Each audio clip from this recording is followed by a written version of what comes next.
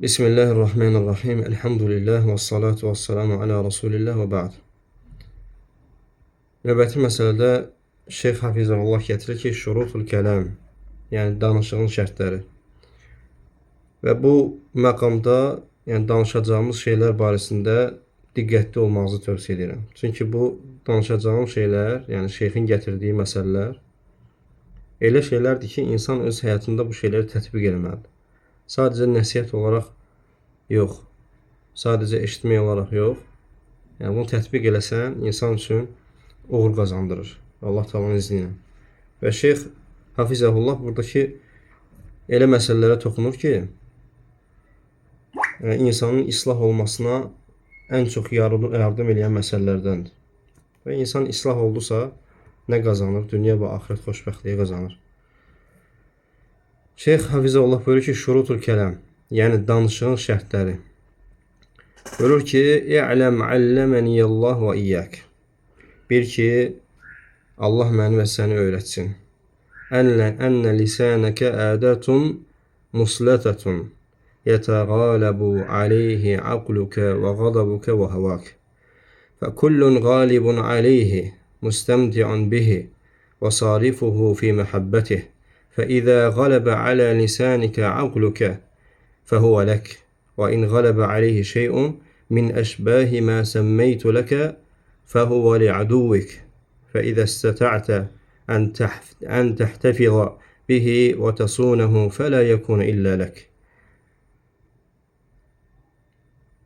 ولا يستولي عليه أو يشاركك فيه عدوك فافعل. Şeyx Hafizəhullah buyurur ki, qardaşlar, bil ki, Allah məni və səni öyrətsin. Dilin hər an kəsməyə hazır bir alət kimidir. Yəni, kəsici bir alət kimidir. Diqqət edin, buyurur ki, ağlın, qəzəbin və nəfsin onun üzərində hakimiyyət uğrunda yarışırlar. Kim ona qalib gəlsə, dildən o istifadə edir və onu öz istəyinə yönəldir. Əgər ağlın dilinə qalib gəlsə, o sənindir. Yox, əgər qəzəb və nəfs ona qalib gəlsə, o düşməninin xidmətindədir. Əgər dilini özündə saxlamağa, qorumağa gücün çatırsa və onun yalnız sənin tərəfindən olmasını, düşməninin ona sahib çıxıb əleyhinə istifadə etməməsini bacara bilirsənsə, bunu mütləq et. Baxın, Şeyx Hafizəhullah gözəl bir kəlam etdi burada. Buyurur ki, dil nədir? Hər an kəsməyə hazır bir alət kimidir. Və sonra dedi ki, ağıl, qəzəb və nəfs, bu üç şey sənin dilinə hakim olmaqda, yəni dilinin üzərində hakimiyyət qurmaqda ya bir-birlərlə yarışırlar. Və bu üç şeydən sadəcə biri sənin qurtuluşundur. Yəni, o da nədir? İnsanın ağlının dilinə hakim olması. Əgər ağlın dilinə hakim oldusa, yəni sən düşünüb danışırsansa və o dilinin səni hansı faydalara aparacağını bilirsənsə və hansı şərlərə aparacağını bilirsənsə və ağlın onu idarə etdiyi müddətcə sən xeyir içərisindəsən. Yox, əgər dilini ağlını buraxsan, yəni ağlın dilinə hakim ola bilməsə, o zaman mütləq bu iki şeydən biri sənin dilinə hakim olacaq. Ya qəzəbin, ya da nəfsin. Ya qəzəbindən nə gəldi danışacaqsan, ya da nəfsinə, öz havana uyub nə gəldi danışacaqsan. Fikir verin. Və sonra buyurur ki, ağlın dilinə qalib gəlsə, o sənindir. Yəni, dil sənindir. Onu saxlaya biləcəksən, idarə edə biləcəksən, xeyrinə istifadə edib, zərəri uzaqlaşdırmaq üçün istifadə edə biləcəksən. O sənin xidmətçin olacaq. Yox, əgər qəzəb və nəfs ona qalib gəlsə, düşməninin xidmətindədir. Nəfsinin və şeytanın xidmətindədir. Yəni, sənin əleyhinədir. Və əgər buyurur ki, Şeyx Hafizəhullah, əgər sən dilini saxlaya bilirsənsə, qorumağa gücün çatırsa, düşmənə vermirsənsə və bunu bacarırsansa, bunu mütləq etməlisən. Və sonra buyurur ki, Qaləl Mərdaviyyu rahiməhullah, وَعْلَمْ أَنَّ لِلْكَلَامِ شُرُوطًا لَا يَسْلَمُ الْمُتَكَلِّمُ مِنَ الزَّلَلِ إِلَّا بِهَا وَلَا يَعْرَى مِنَ النَّقْصِ إِلَّا بَعْدَ أَنْ يَسْتَوْفِيهَا وَهِيَ أَرْبَعَةُ شُرُوطٍ. Mardavi rahimehullah buyurur ki, bil ki, və burada alimlər va'lem niyə görə gətirir? Yəni bil ki, diqqət çəkir. Yəni bu kəlama diqqət elə. Bil ki, danışığın şərtləri var. Yəni insan boş-boşuna danışmır. Onun da şərtləri var ki, o şərtləri yerinə yetirdiyin müddətcə sən xeyir içərisində olacaqsan. Buyurur ki, danışan kəs bu şərtlərə əməl etməsə, xətadan xilas ola bilməz və nöqsanlardan uzaq qala bilməz. Və bu şərtlər də hansılardır, qardaşlar? Buyurur ki, vahiyyə ərba'atu şurutin. Yəni, danışığın 4 şərti var. Diqqətli olaq. Onlardan birincisi odur ki, fəşşərtul əvvəlu ən yəkunəl kələmu lida'in yəd'u iləyhi. İmmə fi ictiləbi nəf'in əv fi dəf'i dararin. Birinci şərt odur ki, danışmağa bir ehtiyac olmalıdır mütləq. Bu ya xeyir əldə etmək və ya bir zərəri dəf etmək üçün olmalıdır. Yəni, bu şərtlə danış. Ya o danışıqda xeyri əldə edəcəksən, ya da ki, zərərdən uzaqlaşacaqsınsa danış. Bu birinci şərt. Və şərtu thani, ikinci şərt, ən yətiyə bihi fi məvdəih və yətəvəxxa bihi isabətə fursatih. Sözü öz yerində və məqamında deməlisən və onun düzgün vaxtını gözləməlisən. Yəni, insan necə gəldi danışmamalıdır. Sən o sözü öz yerində deməlisən, çünki söz yerində deyildikdə qiymətli olur. Və o sözün münasib olduğu fürsəti axtarmalısan. Bu da ikinci şərt. Və şərtu thəlith, üçüncü şərt, ən yəqtəsirə minhu alə qadril həcə. Sözü yalnız ehtiyac olduğu qədər deməlisən. Ehtiyac olduğu qədər danış, yəni. Öyle ki, deyirlər, qısa və öz. Qısa və öz danışmaq. Bəzən görürsünüz ki, insanlar, yəni ətrafında olan insanlardan bəziləri bu cür olurlar. O insanlar danışanda sənin ürəyindən keçir ki, kaş ki, bu sussaydı. Niyə görə? Ehtiyacında, qədərində danışmadığına görə, hikmətsiz danışdığına görə, boş danışdığına görə sənin ürəyindən təmənni keçir ki, kaş ki, sussaydı. Və bu insanı bu hala salan odur ki, yəni həmin bu Şeyx Hafizullahın İmam Məvardi Rahiməhullahdan gətirdiyi bu şərtlər. Yəni buna əməl edilsə, həm insanın cəmiyyətdə, həm dostlarının yanında, həm qardaşlarının, yəni ümumiyyətlə cəmiyyətdə insanın hörmətli olmasına, hikmətli olmasına səbəb olur. Ona görə danışdınsa, qısa və öz danışmalısan. Elə etmə ki, o danışıq səni yəni hörmətdən salsın. Və həmçinin sələflərdən biri belə deyərdi ki, yəni elə danış ki, insanlar sənin danışmağın üçün darıxsınlar. İnsanlar sənin danışmağın üçün darıxsınlar. Və şərtur rabi'u və dördüncü şərt isə qardaşlar, ən yətəxəyyərəl ləfzəlləzi yətəkəlləmu bihi. Və dördüncü də mühüm şərtlərdən biridir. Buyurur ki, danışacağın zaman sözləri diqqətlə seçməlisən. Danışacağın zaman sözləri diqqətlə seç. Bəli. Və sonra buyurur ki, Şeyx Hafizəhullah və deyilir ki, dillərin ən xeyirlisi boş sözdən qorunub saxlanılan dildir. Sözlərin ən xeyirlisi isə ölçülü olandır. Yəni ölçülü, az. Əgər susmaqdan daha fəzilətli bir sözün varsa danış və bu danışığını ağır başlılıq və gözəl ədəb ilə bəzə. Yəni insan ona görə Şeyx Hafizəhullah ona diqqət eləmək istəyir ki, sənin nə qədər xeyirli dil istəyirsənsə, o dili boş sözlərdən qoruyacaqsan.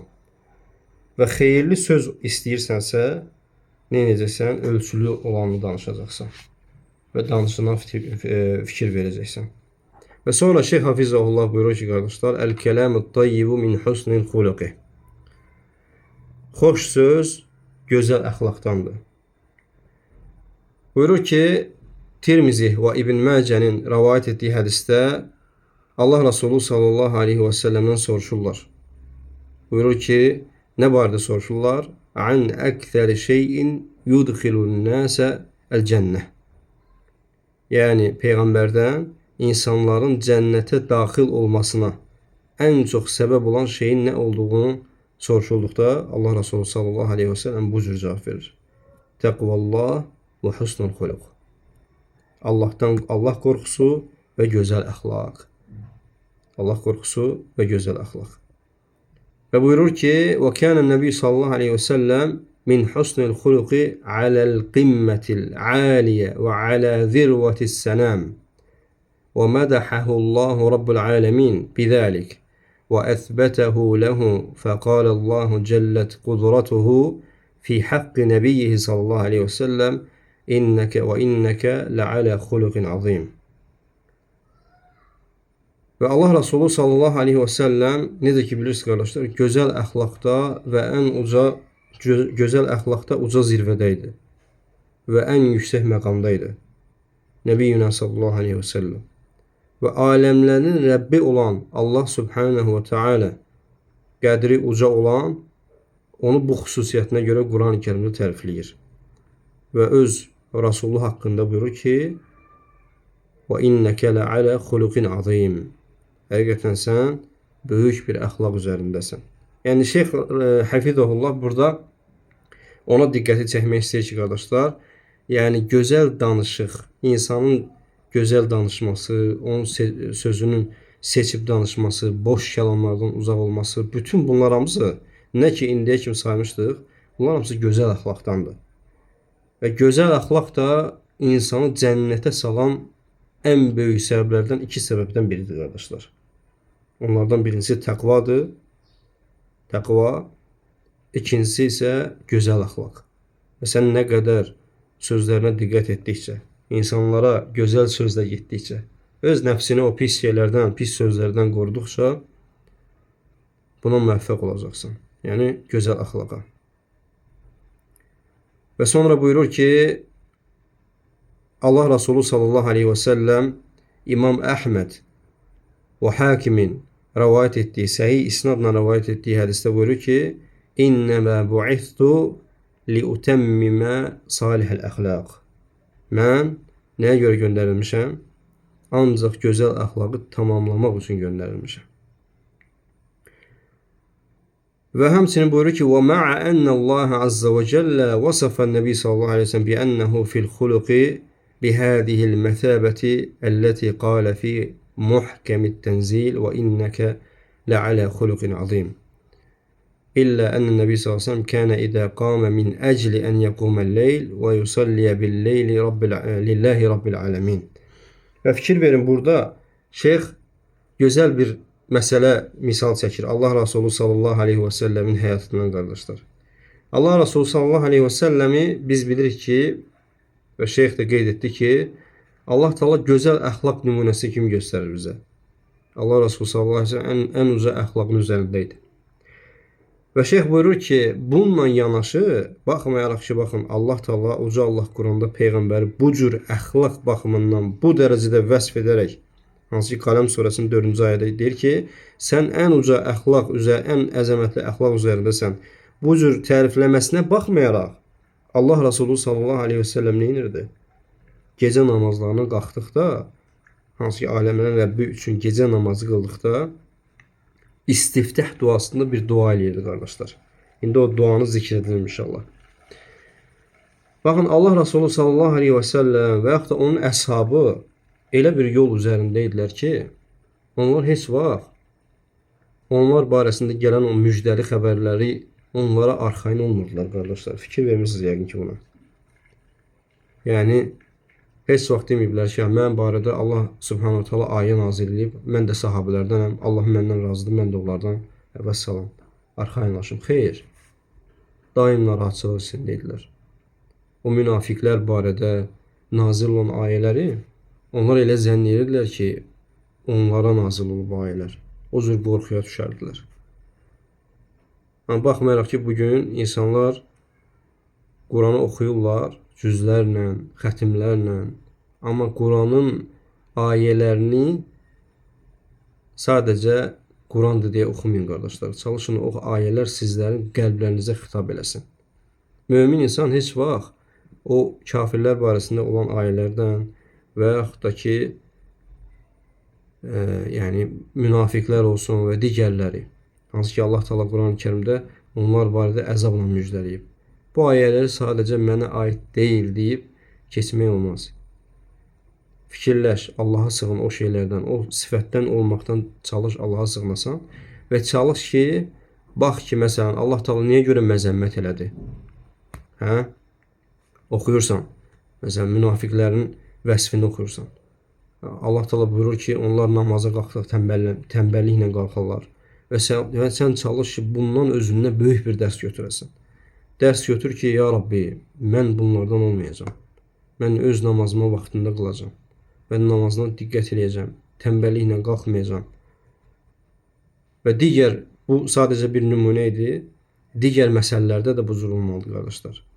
O həmən kafirlər barəsində olan ayələrdən də insan ibrət götürməlidir. Bəli, sən müsəlmansan, Allaha təslim olmusan, buna görə həmd ilə Allaha.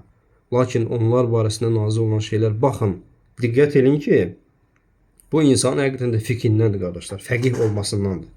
Nədir o fəqih olmasından? Fəqih olmasının əlamətidir ki, baxır ki, bax, kafirlər, o əzab əhli, Allah Teala onları Quran kimi zikr eləyir. Niyə görə onlar bu müsibətə düçar olurlar? Baxırsan ki, kibri səbəbi ilə, günahları səbəbi ilə, aha, deməli kibir var, günah var, böyük günahlar var. Deməli bu günahlar məni də həlak eləyə bilər. Mən bundan yan qaça bilmərəm. Və bundan Qurandan tədəbbür eləmək. Allah Teala nə buyurur? Əfələ yetədəbbərunəl Qur'an. Yəni siz hələ də Quranı fikirləşmirsiniz. Və Quranı fikirləşmək budur, qardaşlar. Sən hər bir şeydən ibrət götürəcəksən. Hər bir şey. Baxma ki, bu ayə bəzən görsən ki, insanlara ayə deyirsən, deyir ki, bu kafirlərə aiddir. Qardaşım, kafirlərə aiddir, bəli. Lakin müsəlman ondan ibrət alınmalıdır. İbrət almalıdır ki, o şeylərə, o siniflərdən uzaq dursun. Nəuzu billah, bizim də üzərimizə hasıl ola bilər.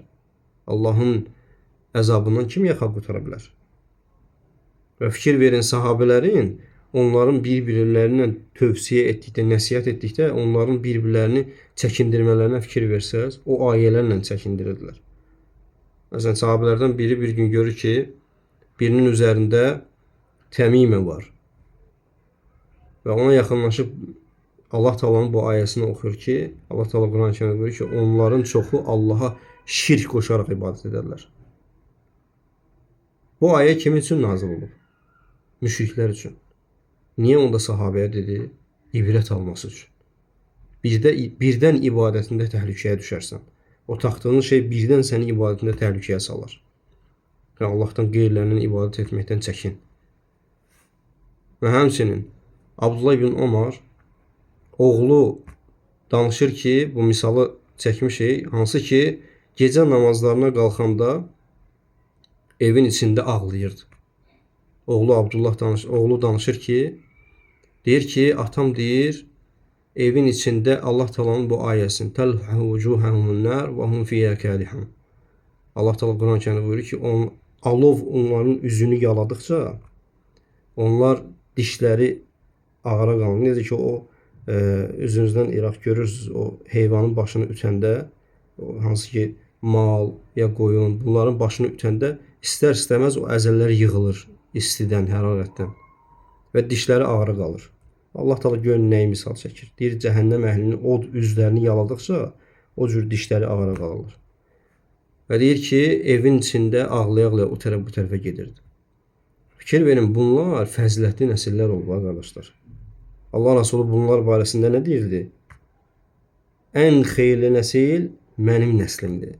Thummellezine yalunhum, thummellezine yalunhum. Və sonra onlardan sonra gələnlər, sonra onlardan sonra gələnlər.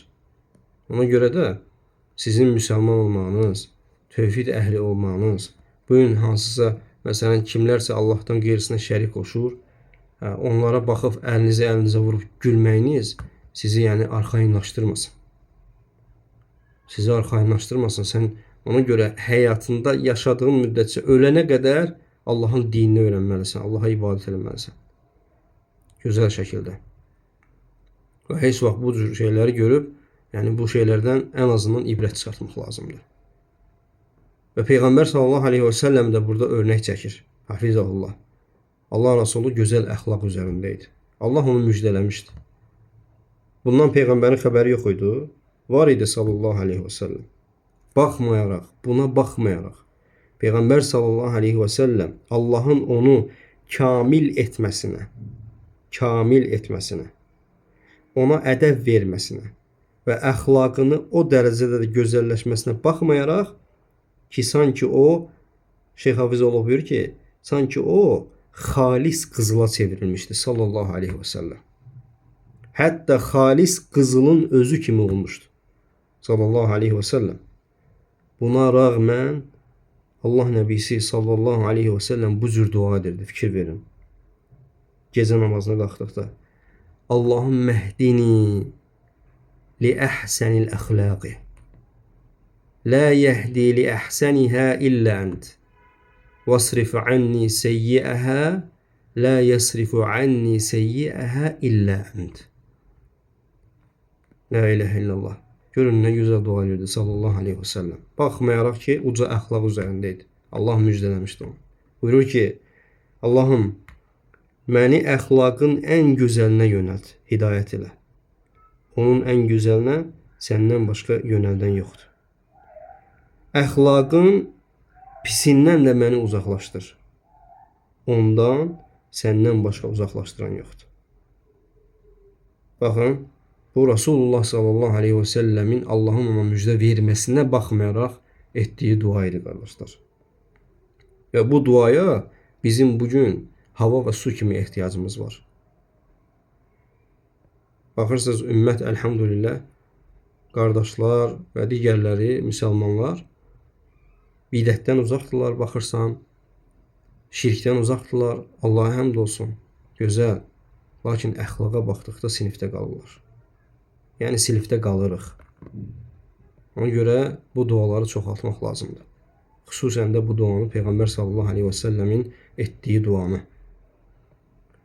Və sonra buyurur ki, İnnə bi husnil xuluqi yəbluğur raculu indəllahi rabbil aləmin dərəcətəs saimi əl-qaim.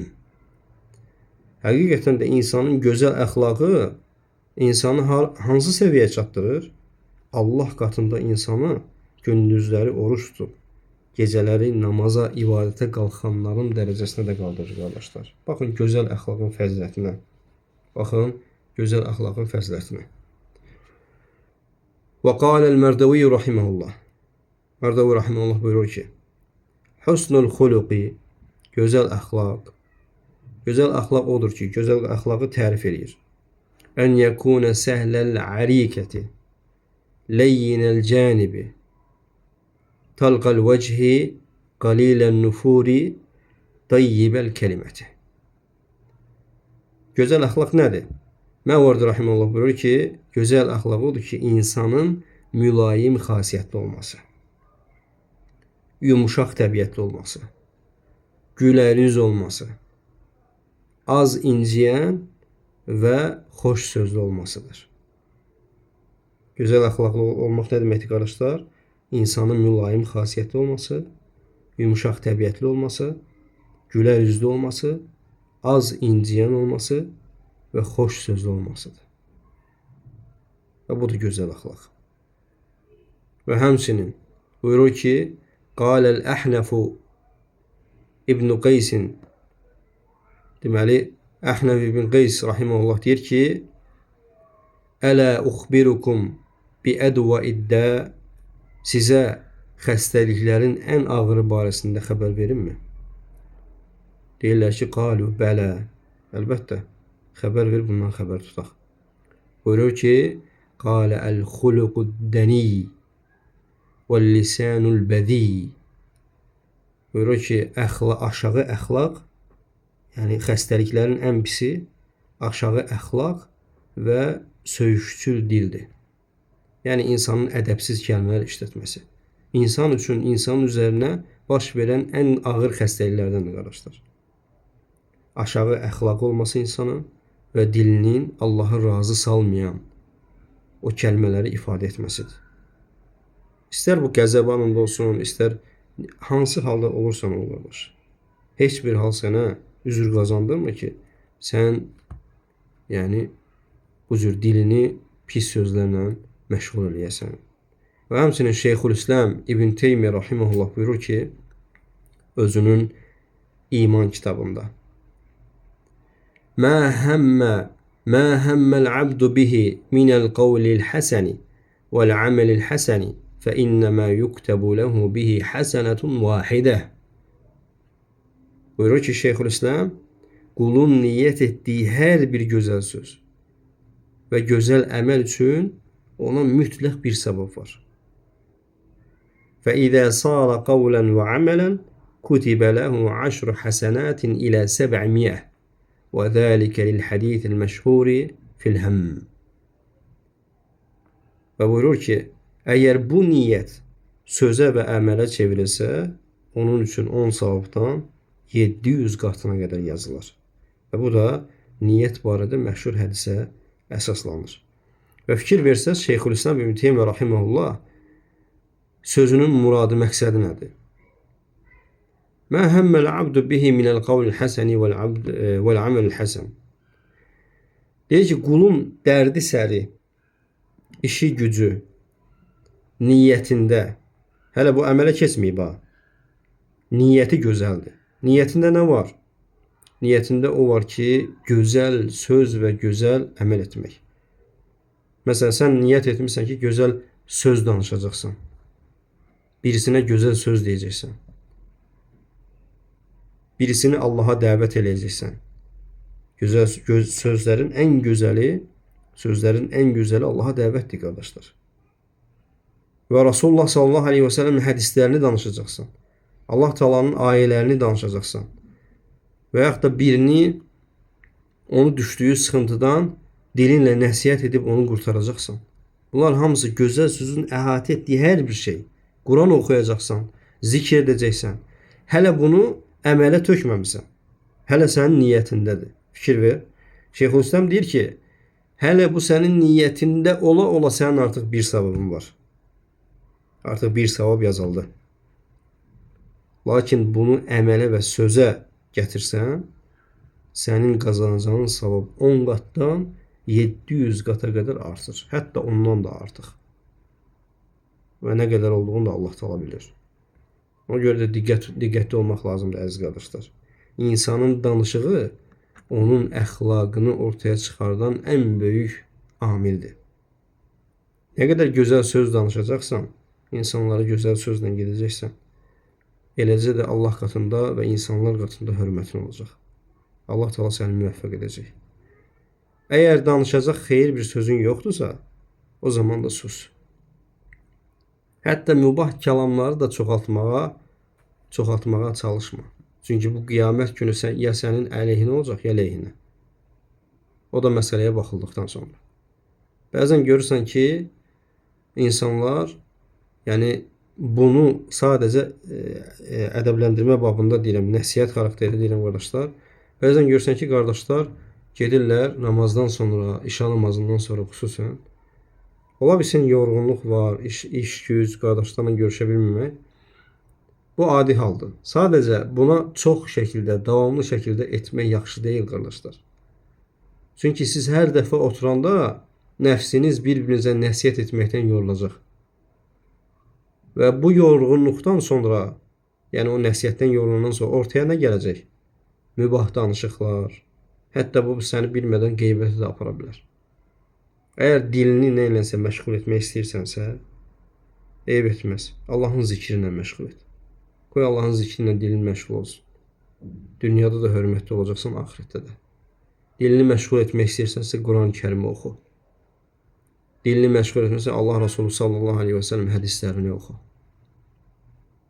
Biz bu saadətin, qurtuluşun, nicatın Hər şeyin xoşbəxt olmağın yollarını bilirik. Sadəcə problem orasındadır ki, tətbiq eləyə bilmirik. Tətbiq eləməkdə ötürü nə lazımdır?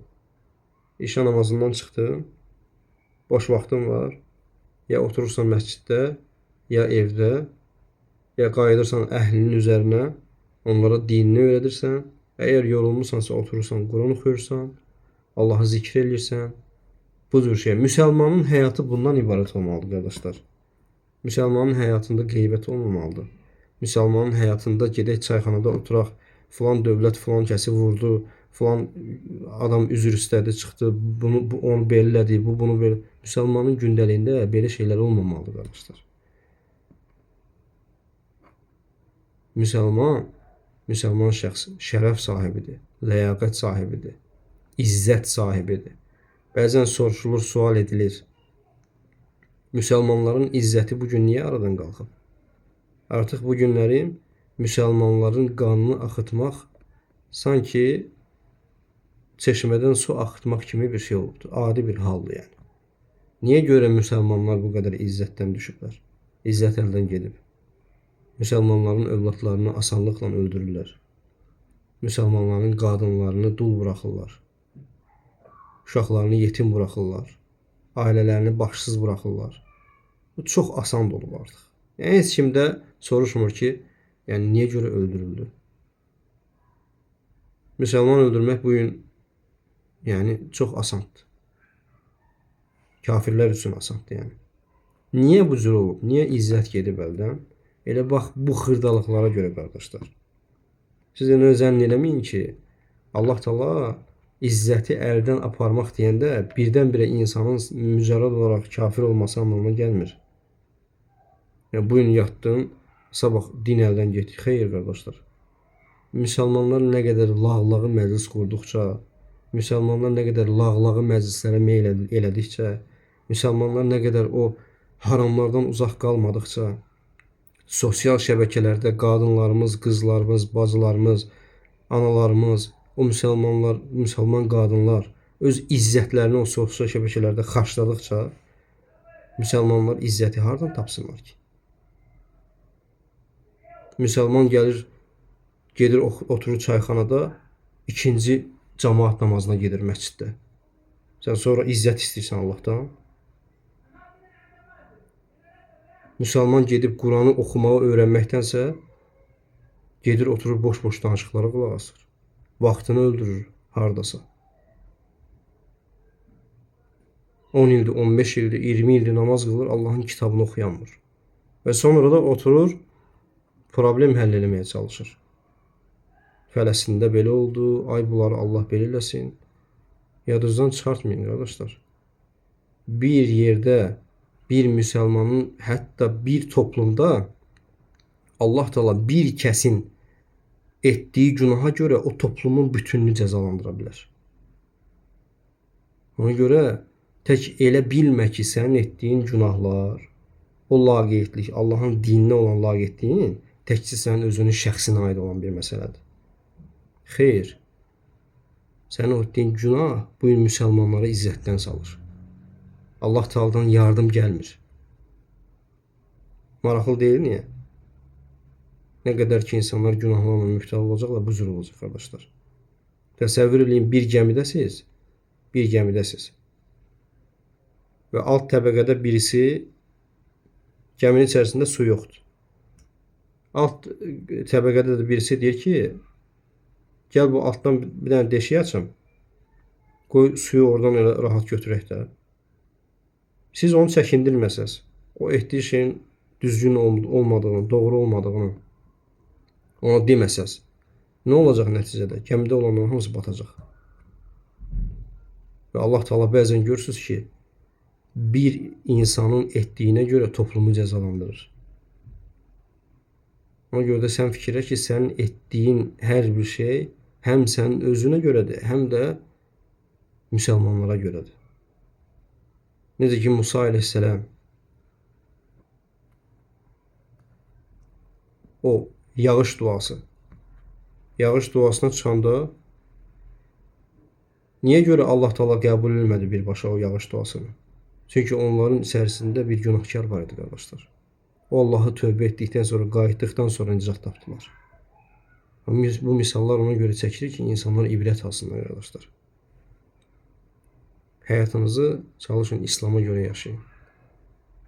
İslamı öz həyatınıza görə yox.